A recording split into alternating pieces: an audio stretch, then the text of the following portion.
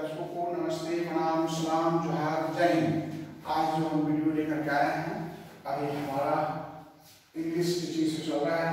Eleven primary, middle, special school,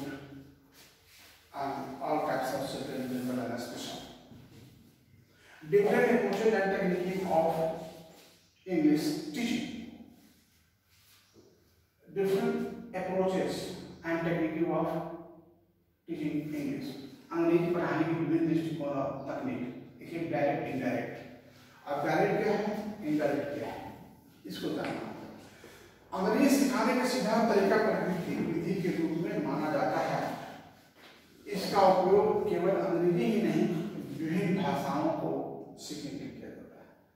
प्रत्यक्ष विधि जो है, कोई भाषा सीखना है तो प्रत्यक्ष विधि की बहुत जरूरी है।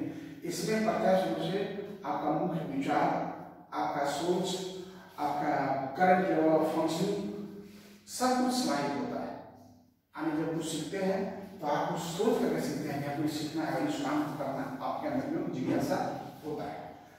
इनडायरेक्ट, डायरेक्ट क्या होगा, हम अपने शीशा सामने रख लेना है, इंग्लिश बोलेंगे और यूट्यूब रख लेंगे, इंग्लिश बोलेंगे, फिर उसको हम सुधारेंगे, ये डायरेक्ट हो गया। इनडायरेक्ट जो हम किसी चीज से शुरू कर करते हैं, जैसे इंग्लिश न्यूज पढ़ना, कोई बात कर, इंग्लिश न्यूज टीवी देता है, उसको देखिए, पेपर है, पेपर पढ़िए, इससे सीखना, तो हमारा इनडायरेक्ट हो गया।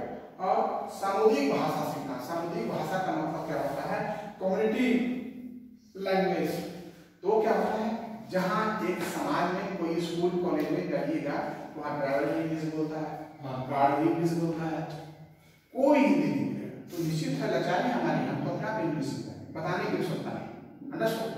आगे देखिए क्या है, संचारी भाषा शिक्षण, संचारी भाषा शिक्षण, कम्युनिकेशन लर्निंग। ये क्या होता है कि विद्यार्थी चाह करके, जैसे अब किसी को कुछ देना है और जानने कोई व्यक्ति इंग्लिश हिंदी जानते जाएगा, उनको हम हिंदी देखो समझ नहीं पाएंगे, क्यों नहीं हम इंग्लिश में लिख के दें, हमारी मजबूरी होगी, आवश्यकता आविष्कार की जर्नी होती है, हमको जरूरत है कंप्यूटर सीख लीजिए, हमको जरूरत है ड्राइविंग सीख लीजिए।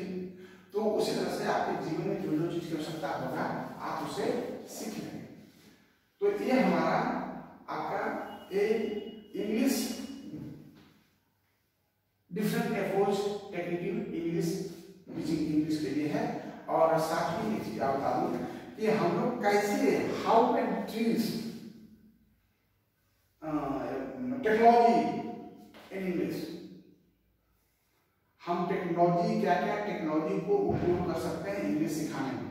तो इंग्लिश सिखाने में क्या क्या टेक्नोलॉजी कर सकते हैं, डिजिटीकरण, हम ब्लैक बोर्ड पर थे, अब व्हाइट बोर्ड पर आ गए हैं, कुछ दिन हम डिजिटल बोर्ड में आ गए हैं, मोबाइल फोन हो गया, ऑडियो फोन हो गया, डिफरेंट टाइप्स ऑफ, जैसे अन्य सामग्री, audio, tape recorder, TV, print media, ये सब से हम, ये सब हमारा क्या है, ये सब हमारा उपकरण है, आने ये सब प्रौद्योगिकी है जो हम साथ में लेकर के विकास कर सकते हैं, आने सीखने का माहौल को हम बेहतर बना सकते हैं, भाषा शिक्षण विधि की व्यापक समझने की संभावना को बढ़ा सकते हैं और अच्छा से सीख सकते हैं, कक्षा को वास्तविक दुनिया से जोड़ सकते हैं, यानी हम जो पढ़ा रहे हैं वो कहीं भी कोई देख सकता है और पढ़ सकता है।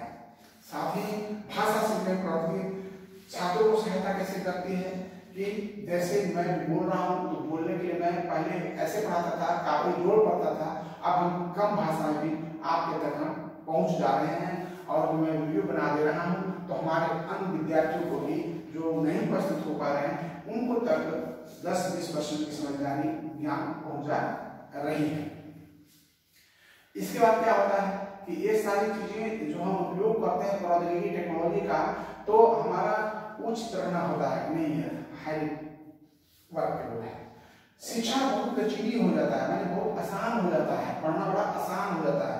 जैसे हम लोग पहले डिक्शनरी करते थे, अब कोई शब्द नहीं आता है तो डिक्शनरी कोई जरूरत नहीं, हमारे हाथ में है मोबाइल, तो अब तो आसान हो गया है, बस आपकी चाहत है, आप चाहत भी रखते हैं तो कुछ भी हो, किताब की दुकान में किताब वाला 1000 किताब लेकर बैठा हुआ है, लेकिन वो पढ़ना नहीं चाहता, नहीं पढ़ता है, तो चाहत से कुछ हो पाएगा। अब उच्चारण और बोलने की कौशल, अब हम पहले बता चुका हूं कि आप ऐसा बोलें जो आगे का व्यक्ति हमारी बात को समझ सकता हो, उसको समझने में दिक्कत नहीं हो। सुनने की कौशल, हम ऐसा बोले ताकि उसको हमारी आवाज कर में तो नहीं होना चाहिए, बहुत लाउडली बहुत ही तो अनकंफर्टेबल महसूस करने का। पढ़ने का कौशल, पढ़ने का कौशल है सबसे पढ़ने से पहले 3 बातें बताएं, पढ़ने से पहले, पढ़ने के बाद और पढ़ने के बाद। तो पढ़ने से पहले पढ़ाई का इंटरेस्ट लगाना होगा। लिखने कौशल, हम क्या लिखने जा रहे हैं उससे पहले मस्तिष्क में सोचते हैं, लिखने के बाद उसको हम समझेंगे इसको क्या करना है।